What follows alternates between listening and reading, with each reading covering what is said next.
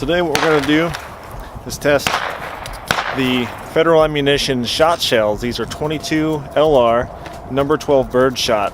And today we're going to be comparing it on our little homemade shoot and see target. You can find out how to make those in the description below. So we're going to stick these in the 22 LR 2-inch barrel, and we're going to see how the spread is at 7 yards on this, the old 22 LR Savage Model 4 from 1930. Let's see how the spread looks in that target over there.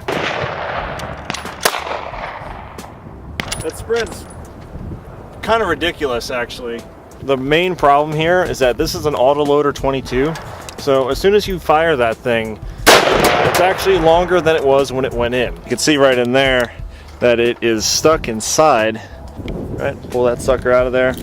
And to prevent feeding again, we push this down like that, let it go over, put our safeties on, and we're good to go. Obviously that was a pain in the ass.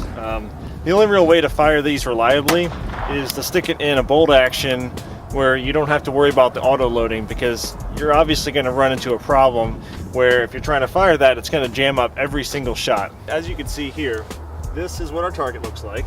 This was fired at 7 yards away roughly.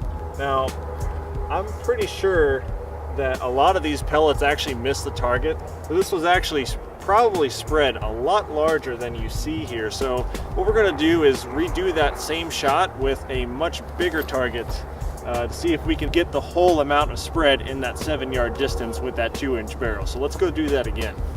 Okay, I didn't want to use our only 2 large ones for this test, but I guess I'm going to have to. The spread is just so ridiculous. We're about 7 yards away again, and we're going to try that test one more time, but this time with a much bigger target. What this should do is capture the whole spread out of that tiny 2-inch barrel with these birdshot shells, and we can see what that looks like. As far as I know, this hasn't been done on YouTube with giant shoot and see targets, but I kind of wanted to see exactly how much spread comes out of a pistol of that barrel length. So let's find out.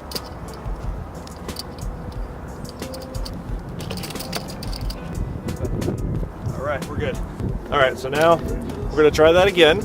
Much larger target. This should be pretty good. I think we'll capture. You think we'll capture all the pellets this time? No? You think it's going to spread more than that? That shot is a lot wider in pattern than I expected. Side note about this gun, there's safeties all over it, so I guess that's good. Okay, so now it's in there until I have to pull it out again. We're going to take our safeties off, and we're going to go give that a shot and see what happens. So here we go, about 7 yards away. Even though it's a lot larger, it's still spreading out ridiculously. This is the patterning that we got. There we go again.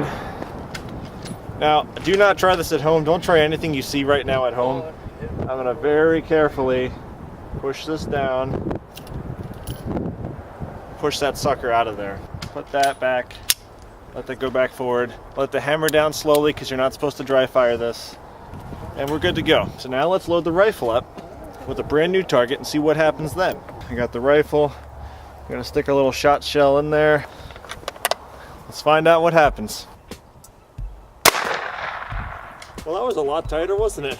This was our patterning with the pistol, and that's with the rifle at the same distance. What's interesting to note here is that I think this just about was the right size for that pistol to pattern all of that shot onto it. So if you look at the comparison here,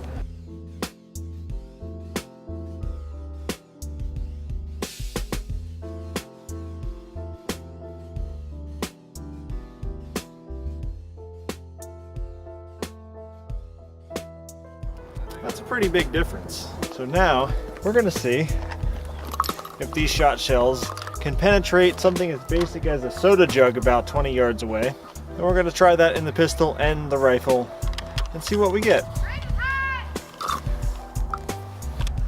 Let's fire at that soda jug and see if it breaks it with these. Here we go.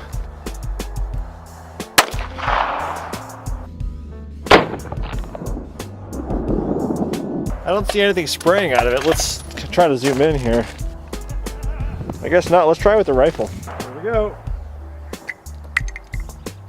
Something tells me they're just bouncing off. Okay, well, here's what we have. at 20 yards, nothing happened at all. Didn't even penetrate the soda jug. So as you can see here, the soda jug was scuffed by a few of those pellets. I'm not sure if this was the pistol or the rifle, but you can see it didn't even go through the soda jug. So a lot of them whizzed by. You can see little scuff marks. That's kind of cool. But yeah, penetration power. So now I have 5 shots of the ShotShells in here. Let's see if we can make a tiny hole in that soda jug. Let's see what happens. 7 yards away, here we go. I feel like this is a pump action shotgun. Well, we shot it. Let's go grab it, shall we? Oh my God.